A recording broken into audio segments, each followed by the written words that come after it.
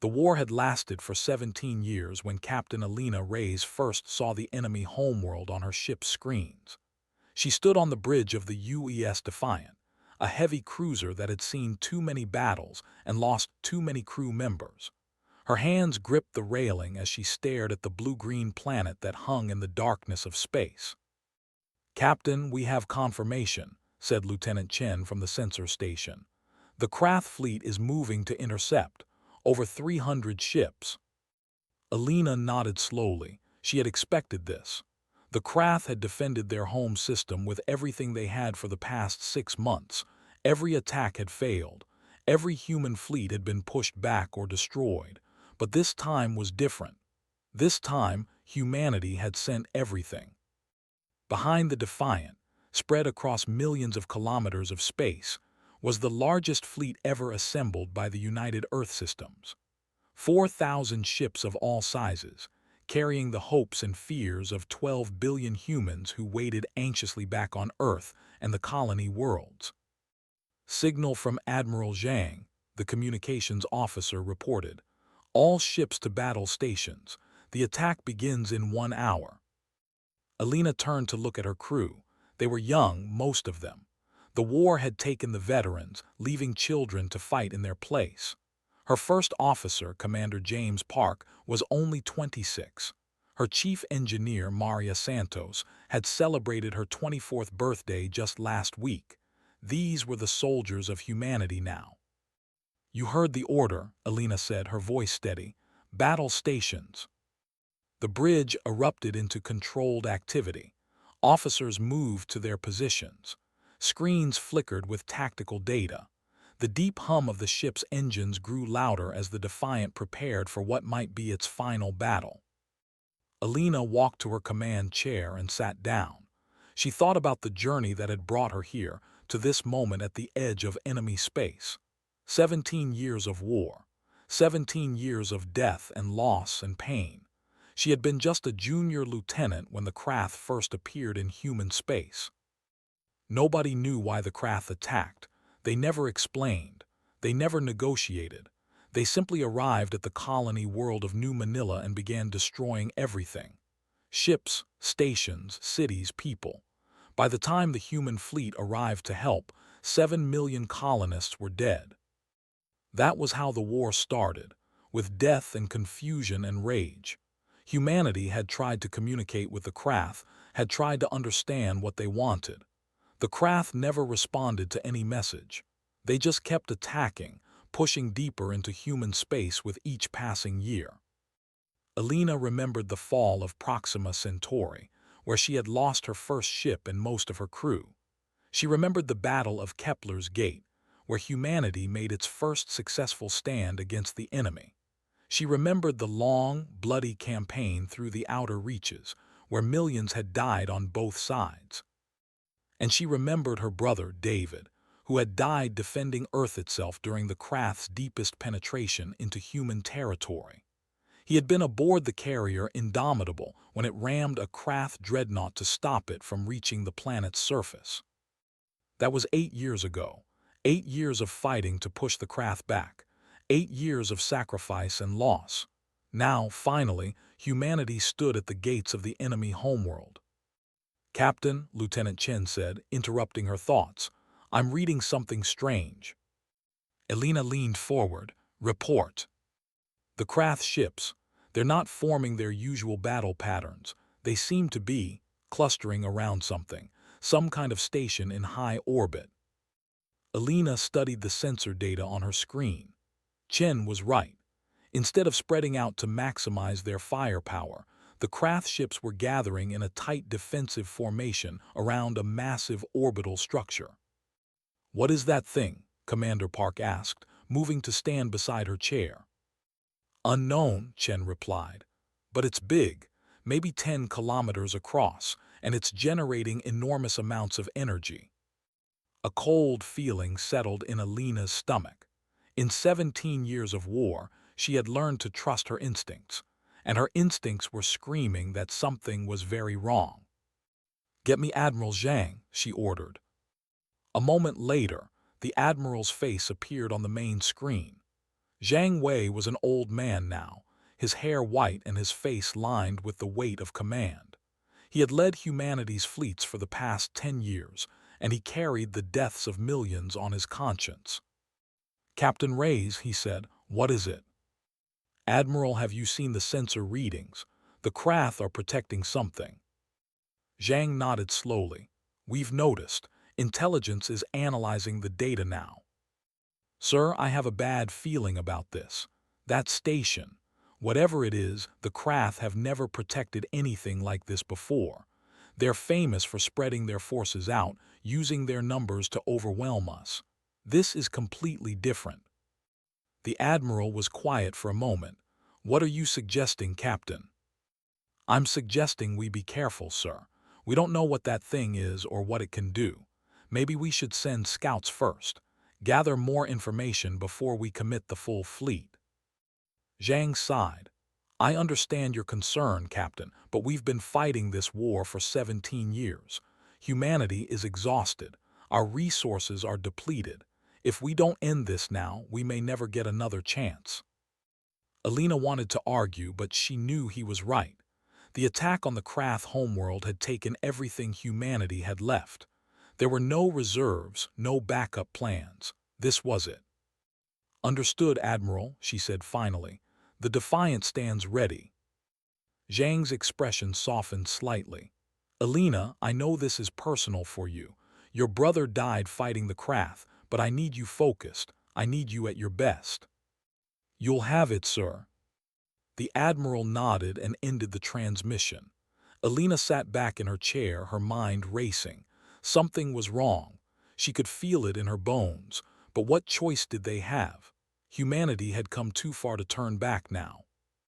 "Captain," Commander Park said quietly, "the crew is ready. Whatever happens, we'll face it together." Alina looked at her first officer and managed a small smile. "Thank you, James. That means more than you know." The hour passed slowly. Alina used the time to walk through her ship, speaking with crew members, checking on preparations.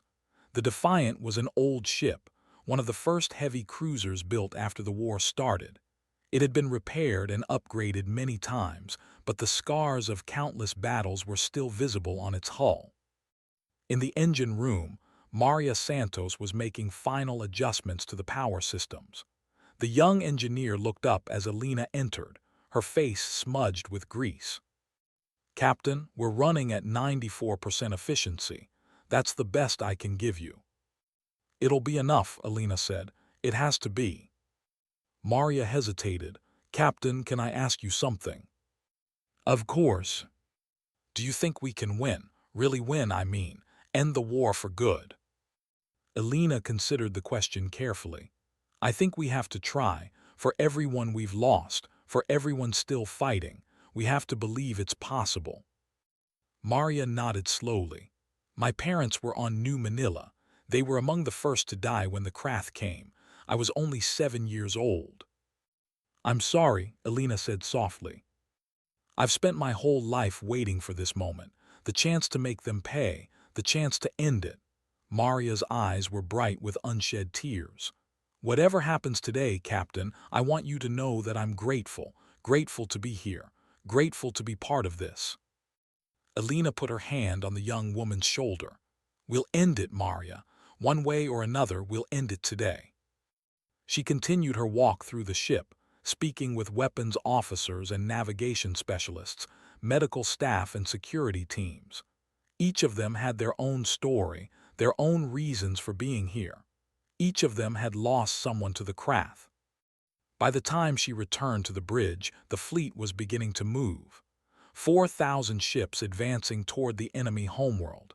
It was, Alina thought, the most beautiful and terrible thing she had ever seen. "All hands, this is the captain," she said over the ship's intercom. "We've been fighting the Krath for 17 years. We've lost friends, family, entire worlds. Today we have a chance to end it. Today we fight for every human who ever lived and died under Krath attack. Today we fight for the future. Stand ready, stand strong, and remember what we're fighting for." She released the intercom and took a deep breath. Around her, the bridge crew sat in tense silence, waiting for the battle to begin. "All stations report ready," Commander Park announced. Alina nodded. "Then let's finish this." The battle began with light. Thousands of weapons firing at once, creating a storm of energy that lit up the darkness of space like a new sun. The Defiant shook as it entered the chaos, its shields absorbing hit after hit from Krath plasma weapons. Alina watched the tactical display as the human fleet pushed forward. The Krath fought hard, as they always did, but they were outnumbered. Slowly, inevitably, the alien ships were being pushed back toward their homeworld. "We're breaking through," Lieutenant Chen reported excitedly. "The Krath defensive line is collapsing." Alina should have felt hope. Instead, the cold feeling in her stomach grew stronger. This was too easy. The Krath had never retreated this quickly. Something was very wrong. "Chen, what's happening with that station?" The lieutenant checked his sensors. His face went pale. "Captain, the energy readings, they're off the scale. That thing is powering up to something." Alina opened a channel to the Admiral. "Zhang, the station, you have to." She never finished the sentence. A beam of pure white light erupted from the orbital structure, cutting across space faster than anything should be able to move. It struck the center of the human fleet, and in an instant, hundreds of ships simply ceased to exist. The bridge of the Defiant was silent as they watched the destruction. One moment there had been 4,000 ships. Now, barely 2,000 remained. "My God," Commander Park whispered. Admiral Zhang's voice crackled over the communications system, broken and distorted by the electromagnetic interference. All ships, fall back immediately." But even as the order was given, the station fired again. Another beam of light, another 100 ships destroyed, and then another, and another. Alina stared at the screen, her mind struggling to process what she was seeing. In the space of minutes, humanity's greatest fleet was being systematically destroyed. This, she realized with terrible clarity, was why the Krath had never negotiated. They had never needed to. They had been waiting, building, preparing for this moment. "Captain," Commander Park said urgently, "we need to retreat. We need to." "No," Alina said, her voice surprisingly calm. "Look at the formation. The Krath ships are falling back toward the station. They're protecting it while it recharges." She studied the tactical display with new eyes. The station was incredibly powerful, but it seemed to need time between shots. The Krath fleet was buying that time. "If we retreat now," she continued, "they'll just rebuild their defenses. This station, this weapon, they could use it to destroy Earth itself. We have to stop it, here, now." Park stared at her. "Captain, we've lost half our fleet. We can't." "We have to try," Alina said firmly. "Signal the Admiral. Tell him I'm taking the Defiant in. Tell him we're going to destroy that station or die trying." For a long moment Park said nothing. Then slowly he nodded. "Aye, Captain, sending the signal now." Alina turned to face her bridge crew. Young faces, filled with fear and determination in equal measure. These were the children of humanity, and they were about to fight for the survival of their species. "You all heard me," she said. "I won't order you to do this. Anyone who wants to leave, you can take the escape pods now. No one will think less of you." Nobody moved. Nobody spoke. They simply looked at their captain and waited. Alina felt tears prick at her eyes. "Then let's go save humanity." The Defiant surged forward, accelerating toward the Krath station as the remnants of the human fleet fought desperately around them. The response from the human fleet was immediate. Admiral Zhang's voice came through clearly despite the chaos of battle. His words were simple and direct. "All available ships support the Defiant. This is our only chance. May God be with us all." Alina watched as dozens of ships changed course to follow her. They were mostly cruisers and destroyers, the smaller vessels that had managed to survive the initial blasts from the Krath weapon. Together, They formed a spear aimed at the heart of the enemy defense. "Enemy ships incoming," Lieutenant Chen reported. 50 Krath cruisers moving to intercept. "Weapons free," Alina ordered. "Take them down." The Defiant's main guns opened fire, sending streams of kinetic rounds and plasma bolts toward the approaching enemy. Around them, the other human ships did the same. Space became a blur of weapons fire and exploding ships. The Krath fought with their usual ferocity. They showed no fear, no hesitation. They simply attacked and attacked until they were destroyed. Alina had long ago stopped trying to understand their mindset. They were the enemy, and the enemy had to be stopped. 2 ships down, Park reported. "We're taking heavy fire on the port shields." "Divert power from non-essential systems," Alina ordered. "Keep us moving." In the engine room, Maria Santos worked frantically to keep the ship running. Power conduits were overloading, systems were failing, but she kept everything together through sheer determination and skill. The Defiant had been her home for 3 years, and she was not going to let it die. "Captain, I'm giving you everything I've got," she shouted over the intercom. "But I don't know how much longer we can hold." "Just a little more, Maria. We're almost there." On the bridge, Alina watched as the station grew larger on the screen. They were close now, so close. But the Krath were throwing everything they had at the small human force. Ships were dying around her, sacrificing themselves to keep the Defiant alive. "Station is charging for another shot," Chen warned. 30 seconds to firing. Alina made a quick calculation. They weren't going to make it in time. The station would fire again before they could reach weapons range. Unless... Helm set collision course with the station. Maximum speed. The helmsman, a young man named Rodriguez, turned to look at her with wide eyes. "Captain." "You heard me, Lieutenant. Collision course. Now." Rodriguez hesitated for just a moment, then turned back to his console. "Aye, Captain. Collision course set." The Defiant's engines roared as the ship accelerated to its maximum speed. Around them, the Krath ships tried to intercept, but the human cruiser was moving too fast. Weapons fire splashed against its shields, weakening them, but the ship kept going. 20 seconds to station firing, Chen reported. "Maintain course," Alina said calmly. 15 seconds. The station loomed ahead of them now, a massive structure of alien metal and unknown technology. Alina could see the weapon charging, a point of light growing brighter and brighter at its center. 10 seconds. Captain, Park said quietly, "It's been an honor." Alina nodded. "The honor was mine, James, all of you. The honor was mine." 5 seconds. Alina closed her eyes and thought of her brother, of New Manila, of all the people who had died in this terrible war. Let this mean something, she prayed silently. Let this end it. Firing in. The station never completed its shot. At the last possible moment, something unexpected happened. A small human shuttle, barely visible on the sensors, came screaming out of the battle at impossible speed. It had been hidden among the debris and chaos, waiting for exactly this moment.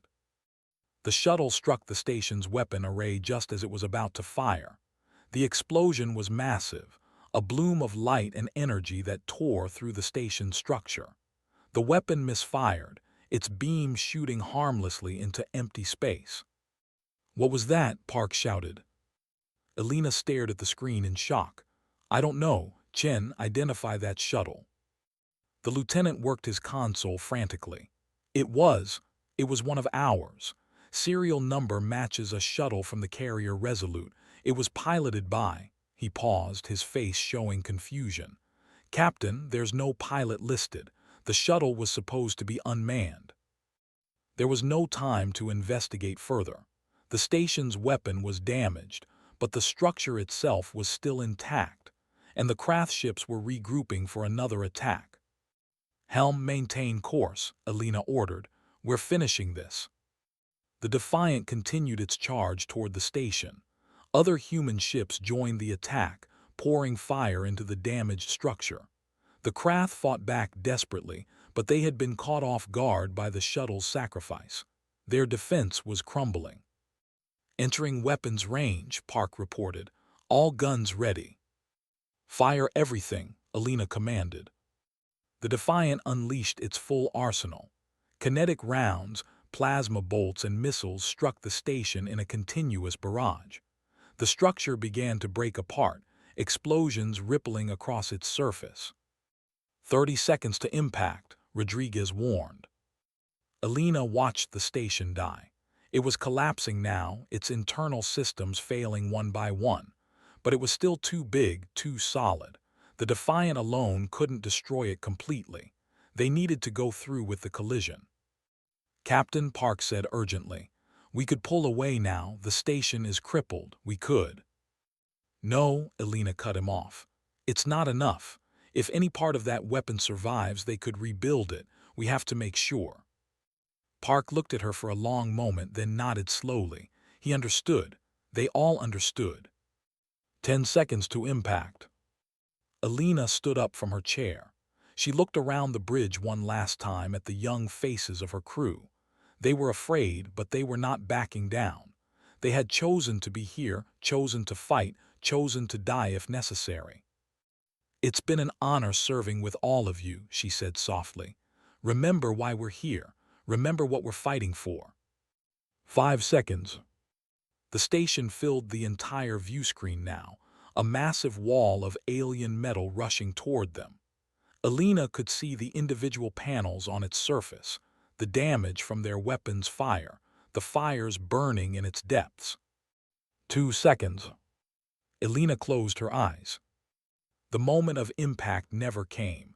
Instead, there was a brilliant flash of light and the universe seemed to fold in on itself. When Alina opened her eyes, the bridge was still there.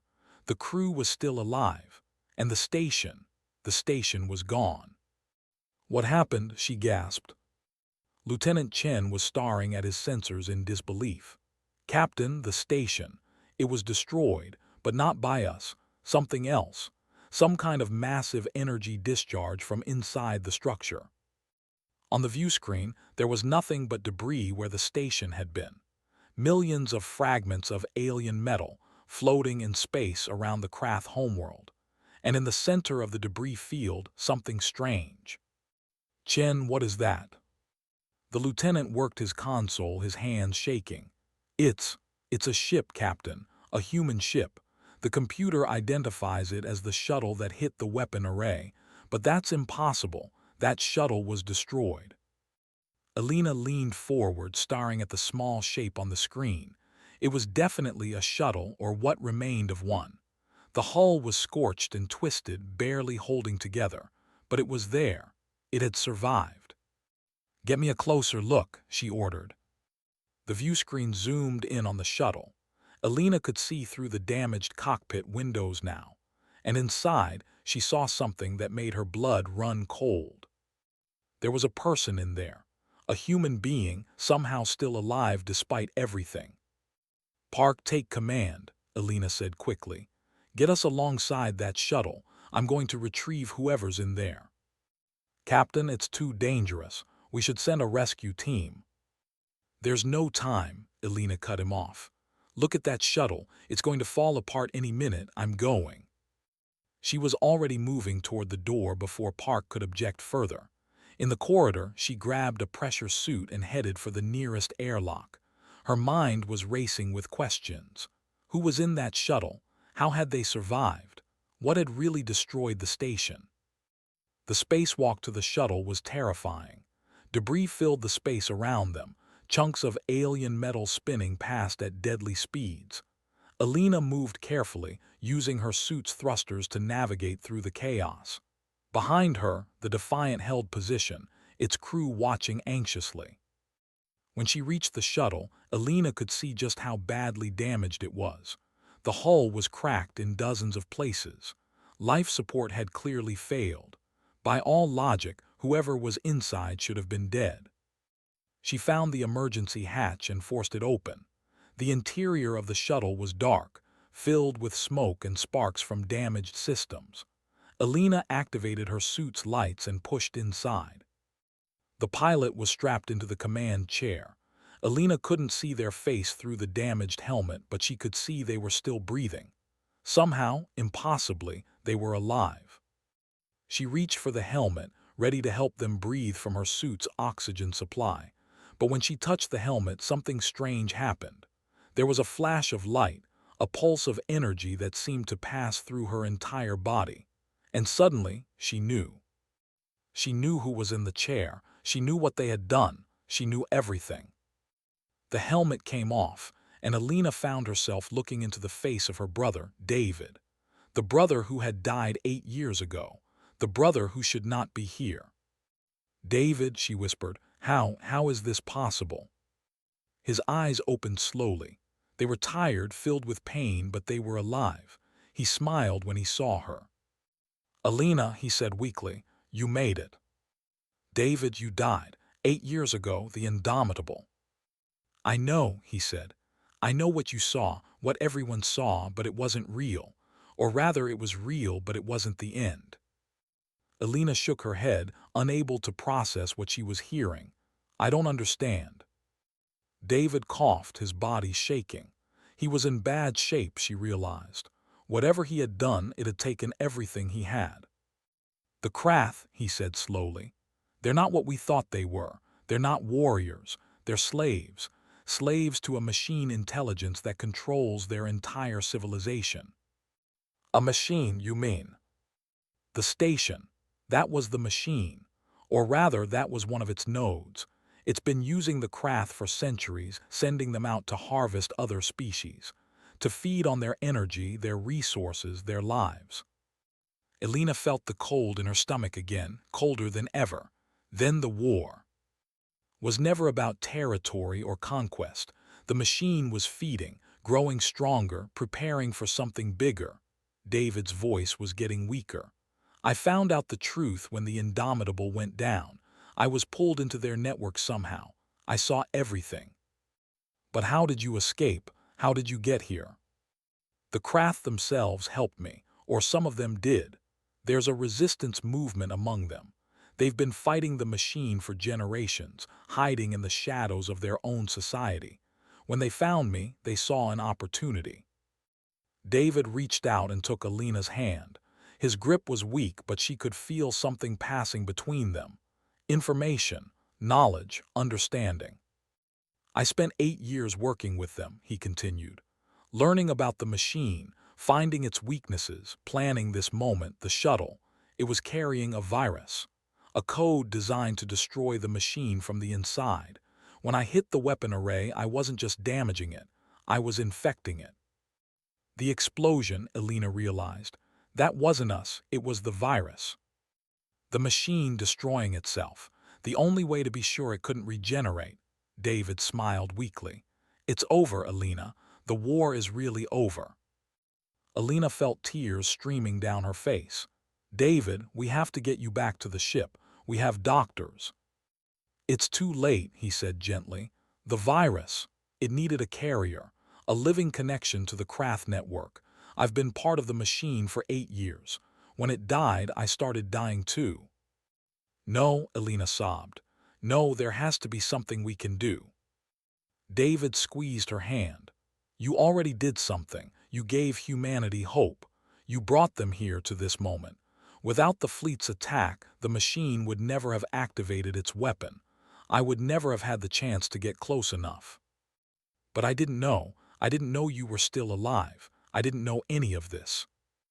"You didn't need to know. You just needed to be who you are, a fighter, a leader, someone who never gives up."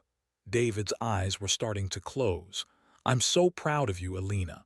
Mom and Dad would be proud too." "David, please. Tell the Krath the machine is gone. Tell them they're free now. Help them rebuild. Help them understand what they were made to do." His voice was barely a whisper now. "The war is over, Alina. Let it stay over." David's hand went limp in hers. His eyes closed. His breathing stopped. Alina held her brother's body in the ruins of the shuttle, surrounded by the debris of the weapon that had threatened to destroy humanity. She held him and she cried. mourning the loss of someone she had already lost once before. Around them, the Krath ships had stopped firing. They hung motionless in space, their crews struggling to understand what had happened. For the first time in centuries, they were free, and they had no idea what to do with that freedom. Back on the Defiant, the crew watched in confusion as their captain remained in the damaged shuttle. They didn't know what was happening.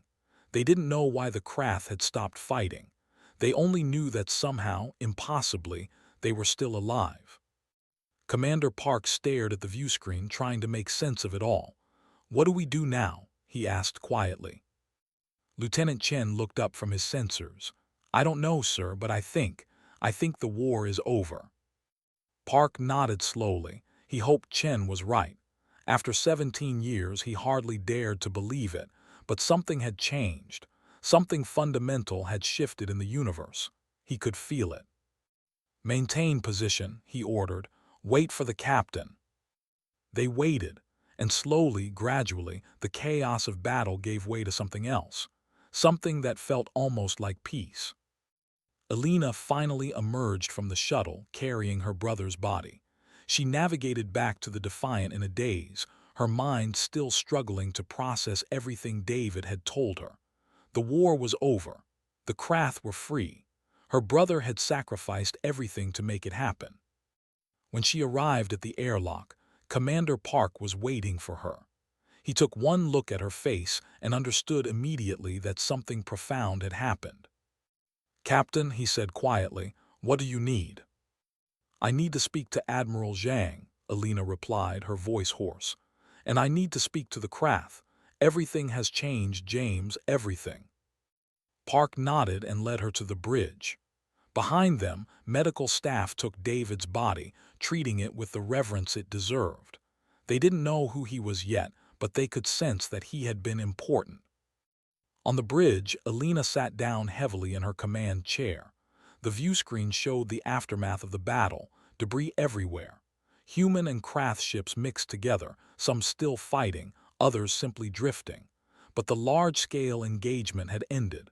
Both sides seemed to be waiting for something. "Open a channel to Admiral Zhang," Alina ordered, "and open a channel to the Krath as well. All frequencies, let everyone hear this." Chen looked uncertain. "Captain, we've never been able to communicate with the Krath." "We can now," Alina interrupted. "Trust me." She took a deep breath, organizing her thoughts. What she was about to say would change history. She needed to get it right. "This is Captain Alina Reyes of the United Earth Systems cruiser Defiant. I am speaking to all ships, human and Krath alike. The battle is over. The war is over." She paused, letting the words sink in. "For 17 years we have fought each other. We have killed each other. We have lost friends, family, entire worlds. We believed we were fighting for survival, and in a way we were, but not in the way we thought." On screens across the fleet, human commanders watched in confusion. What was Reyes talking about? Why had the Krath suddenly stopped fighting? "The Krath were not our true enemy," Alina continued. "They were slaves, controlled by a machine intelligence that has been using them for centuries. The station we attacked today was that machine. It has been destroyed, and the Krath are now free for the first time in their history." The silence that followed was absolute. No one knew how to respond to such a revelation. "I know this is hard to believe. I know that many of you have lost people you love to the Krath. I have too. My brother died fighting them, or so I thought." Alina's voice cracked slightly. "But he didn't really die. He was captured and eventually discovered the truth. He spent 8 years working in secret to destroy the machine. Today he succeeded. He sacrificed everything to free both our peoples." Admiral Zhang's face appeared on one of the smaller screens. His expression was a mixture of shock and cautious hope. "Captain Reyes, this is unprecedented. How can we verify any of this?" "Look at the Krath ships, Admiral. They've stopped fighting. For the first time ever, they're not attacking. That's because the machine that was controlling them is gone." Alina turned to look at the Krath vessels on the viewscreen. "And I believe they're waiting for us to reach out to them." She opened a new channel, directing her words toward the Krath fleet. To the Krath people, I know you can hear me. I know you're confused and frightened. For generations, you have been slaves to a machine that controlled your every action. That machine is gone now. You are free. There was a long pause. Then, impossibly, a response came. Not in the human language, but in something that the ship's translation systems could partially decode. The voice was rough, uncertain, speaking words it had never been allowed to speak before. We hear you, human we. Do not understand. Freedom, help us. Alina felt tears running down her face again, but this time they were tears of hope. We will help you, she promised. We will help each other. The war is over. Let it stay over. The news spread across both fleets like wildfire. Human crews watched in amazement as Krath ships powered down their weapons. Krath crews struggled to understand their new reality, to process the sudden absence of the machine's commands in their minds. It would take years to fully understand what had happened. Years to build trust between two peoples who had been slaughtering each other for nearly 2 decades. Years to unpack the true nature of the machine and ensure it could never return. But in that moment, as the Defiant drifted among the debris of the battle, there was only the overwhelming reality of peace. After 17 years of war, the fighting was finally over. Admiral Zhang eventually came aboard the Defiant to meet with Alina personally. He listened to her full account of what David had told her, his face cycling through disbelief, horror, and finally acceptance. "Your brother saved us all," he said when she had finished. "Both species. His sacrifice will be remembered for as long as humanity exists." "He wanted us to help the Krath," Alina replied. "He said we needed to help them understand what they were made to do, help them rebuild." Zhang nodded slowly. "It won't be easy. There's a lot of anger on both sides, a lot of pain." "I know, but if we don't try, what was any of this for? All the death, all the sacrifice. It has to mean something." The Admiral studied her for a long moment. "You've changed, Alina. You're not the same young officer I met 17 years ago." "We've all changed, sir. The war changed us. Now we have to decide what kind of people we want to be when there's no more war to fight." Over the following days, the human fleet remained in Krath space, but not as conquerors. They stayed as witnesses, as helpers, as the first tentative steps toward peace were taken. Alina led many of the initial meetings with Krath representatives, using the understanding David had passed to her to bridge the gap between the two peoples. The Krath, it turned out, were not the mindless killers humanity had believed them to be. Under the machine's control, they had been incapable of anything except following orders. But freed from that control, they showed themselves to be intelligent, emotional, and deeply traumatized by the things they had been forced to do. "We remember," one Krath leader told Alina, speaking through the improving translation systems. "We remember everything the machine made us do. The killing, the destruction. We could not stop it. We could not even want to stop it, but we remember." Alina thought of all the humans who had died. New Manila, Proxima Centauri, Earth itself. 7 million here, 10 million there. The numbers were staggering. "We remember too," she said. "But remembering doesn't have to mean hatting. It can mean learning, growing, making sure it never happens again." "You are strange, human. We killed your people, we killed your brother, and yet you speak of peace." "My brother gave his life for peace. If I spent my life hatting you instead, his sacrifice would mean nothing." Alina paused, thinking of David's face in those final moments. "He told me to help you. That was his last wish. I intend to honor it." The Krath leader was silent for a long moment. Then, slowly, it made a gesture that the translators identified as respect. "Your brother was a great warrior, not because he killed, but because he chose not to kill when he could have destroyed us all. We will remember him. Our children will remember him. For as long as our people exist, his name will be spoken with honor." Alina felt the tears come again, but she didn't try to hide them. "Thank you. That means more than you know.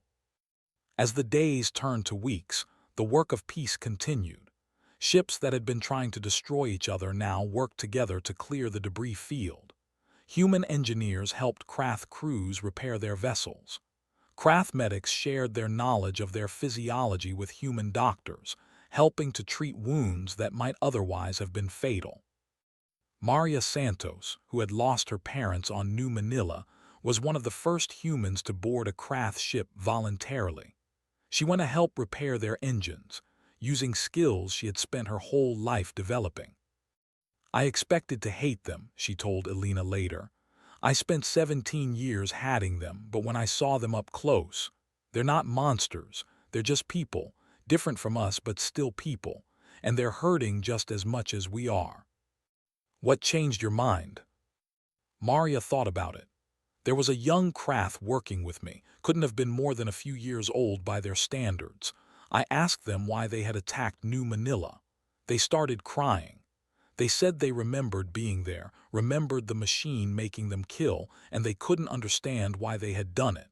They said they still had nightmares. She shook her head. How can I hate someone who has nightmares about the things they were forced to do? That's not an enemy. That's a victim, just like we were. Stories like Maria's spread through both fleets.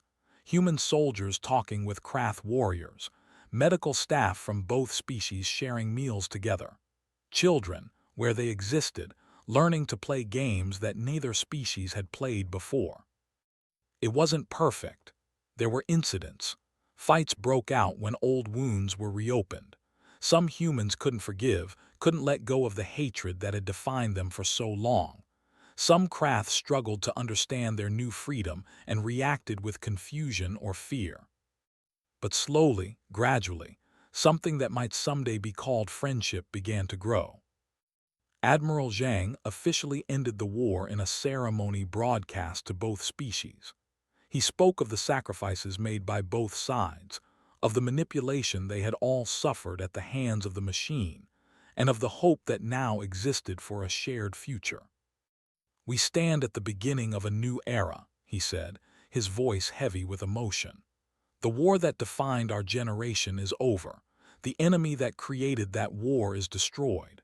Now, we must decide what kind of future we will build from the ashes of the past." Elena watched the ceremony from the bridge of the Defiant. Around her, her crew stood in respectful silence. They had been through so much together. They had nearly died together, and now they were witnessing history being made. "Captain," Commander Park said quietly, "what happens now?" Elena considered the question. "Now we go home. We tell people what really happened. We start building the peace that David died for." "And after that?" "After that, I don't know. For 17 years, my whole life was about fighting this war. Now that it's over, I'm not sure what I'm supposed to do." Park smiled slightly. "Maybe that's the best part. For the first time in 17 years, we get to choose. No one's making us fight anymore. We can be whatever we want to be." Elena thought about that. It was a strange concept after so long. Freedom, real freedom, not just survival. "Maybe you're right," she said finally. "Maybe that's the real victory. Not just ending the war, but getting the chance to live in a universe without one." The ceremony ended, and the fleets began the long process of returning home. Human ships headed back toward Earth and the colony worlds.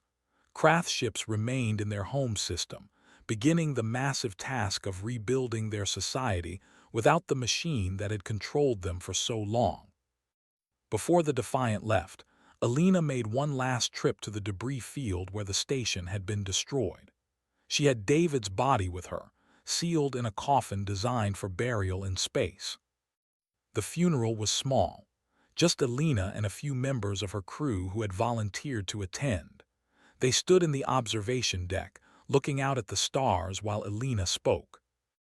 "David Reyes was my brother. He was a hero before he ever came to this place. He died defending Earth 8 years ago, or so we thought. In reality, he survived. He was captured by the Krath and discovered the truth about the machine that controlled them.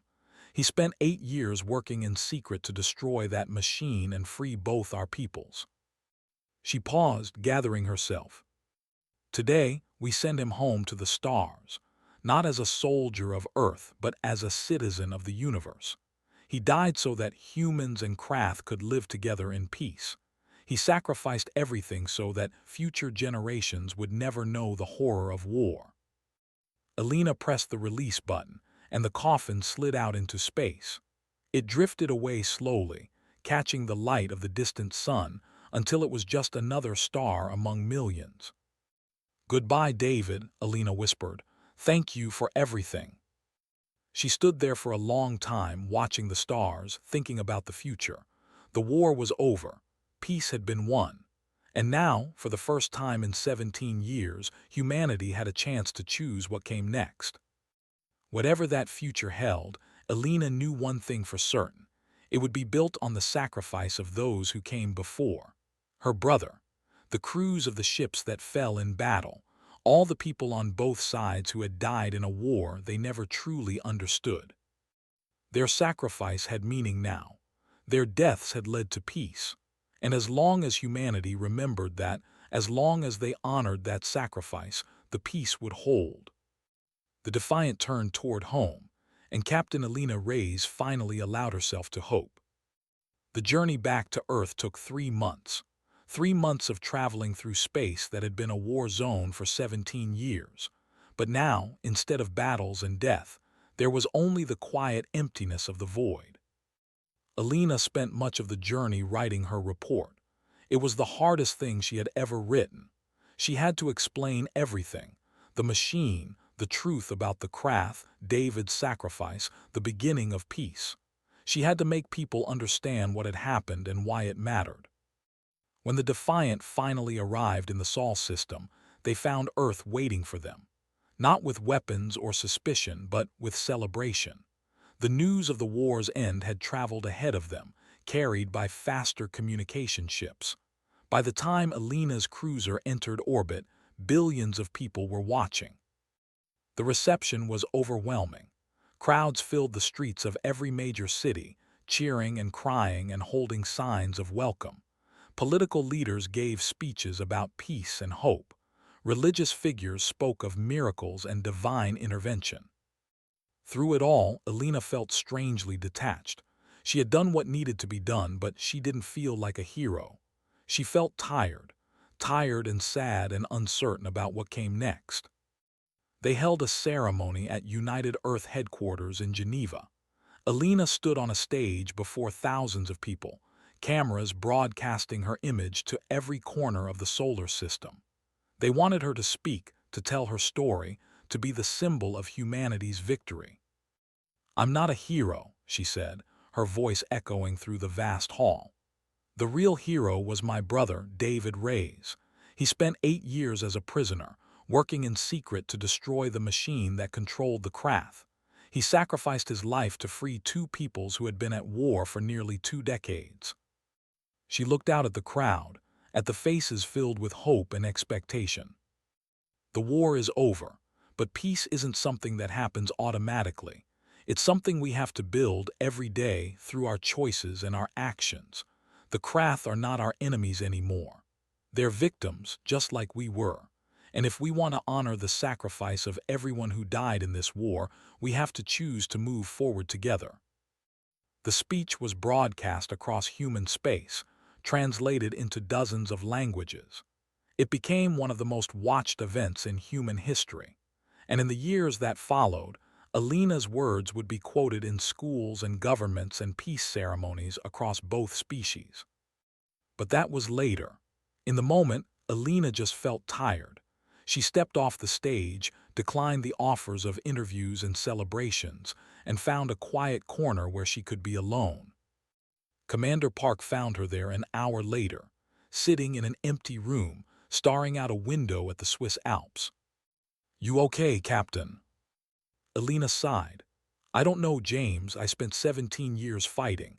I knew who I was, what my purpose was. Now I'm not sure of anything." Park sat down beside her. "Maybe that's okay. Maybe not knowing is part of moving on." What are you going to do? Park thought about it. I've been offered a command, the UES Harmony. It's going to be part of the Joint Fleet, working with craft ships to patrol the border regions. The border that doesn't exist anymore. Exactly. The mission is about building trust, not defending territory. He smiled slightly. Seems like a good way to spend the rest of my career. Elena nodded slowly. That sounds right for you. You always were better at the diplomatic stuff than I was. What about you? I don't know, they've offered me a promotion, Admiral Stars, a desk job coordinating the reconstruction efforts.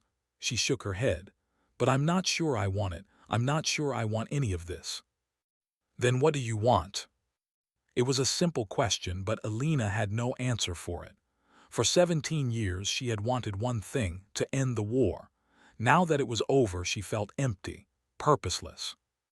Maybe I need some time, she said finally. Time to figure out who I am when I'm not fighting. Over the following months, Elena tried to find her place in the new world.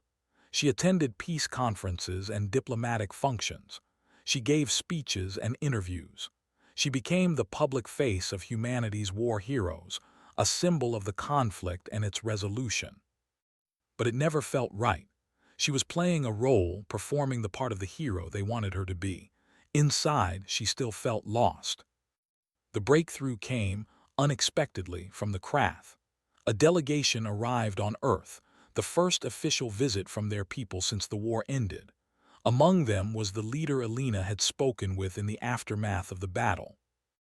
Elena Reyes, the Krath said when they met, we have thought much about you since we last spoke. And I've thought about your people, Elena replied. How is the rebuilding going? It is difficult. We are learning to be free, but it is strange. Many of our people do not know how to live without the machine telling them what to do. They need help, guidance. The Krath paused, seeming to consider its next words carefully. We have been discussing this among our leaders. We believe that you could help us. Elena frowned. Me, how? You understood your brother. You understood his mission. You understand what we were and what we can become. We would like you to come to our homeworld, to serve as a bridge between our peoples, to help us build the future your brother died for. It was the last thing Elena had expected. She stood in silence for a long moment, processing the offer. You want me to live among the Krath, to help you rebuild? Yes, it would be difficult, we know. There is still much distrust on both sides, but we believe you are the one who can help us overcome that distrust. You have already shown that you can see past our history to what we could become. Elena thought about it. It was a strange offer, and part of her wanted to refuse. Living among the people who had killed her brother, who had waged war on humanity for 17 years. How could she do that? But then she remembered David. She remembered his final words, his wish that she would help the Krath understand what they had been made to do. She remembered the young Krath who had cried when talking about New Manila, the warriors who were struggling to become something more than weapons. I need time to think about it, she said finally, but I'm not saying no. The Krath nodded, a gesture it had learned from humans. That is all we ask. Take the time you need. The offer will remain open. Elena did think about it. She thought about it for weeks, talking with friends and advisors and anyone who might have insight. Most people thought she was crazy to even consider it. The Krath had killed millions. They had destroyed worlds. How could she live among them? But Maria Santos, the young engineer from the Defiant, had a different perspective. You should go, she said when Elena asked her opinion. I've spent time with them now. They're not what we thought they were. They're just people trying to figure out who they are, and they need help. You really think I could make a difference? Captain, you already have. The way you spoke to them after the battle, the way you treated them as equals instead of enemies, that mattered. It showed them that peace was possible. Going there would show them that we mean it. In the end, that was what decided it. Elena had spent 17 years at war. She had lost friends, family, her innocence. But David had shown her that there was another way. A harder way, maybe, but a better one. She accepted the Krath's offer. The years that followed were the most challenging of Alina's life. Living among the Krath was difficult in ways she had never imagined. The cultural differences were vast. The memories of war were still raw. There were times when she wondered if she had made a terrible mistake. But slowly, gradually, things began to change. The Krath learned to trust her. She learned to understand them. Together, they built something that had never existed before, a friendship between two peoples who had been enemies for almost 2 decades. She helped establish the first joint schools, where human and Krath children learned together. She worked on the cultural exchange programs that allowed artists and musicians and writers from both species to share their work. She was there when the first Krath ambassador presented credentials on Earth, a moment that would have been unthinkable just a few years earlier. And through it all, she carried David's memory with her. His sacrifice had made all of this possible. Every bridge built, every friendship formed, every step toward true peace was a testament to what he had given. 20 years after the war ended, Alina returned to Earth for a special ceremony. It was the dedication of a memorial to David Reyes, built in Geneva near the site of the peace conference that had formally ended the conflict.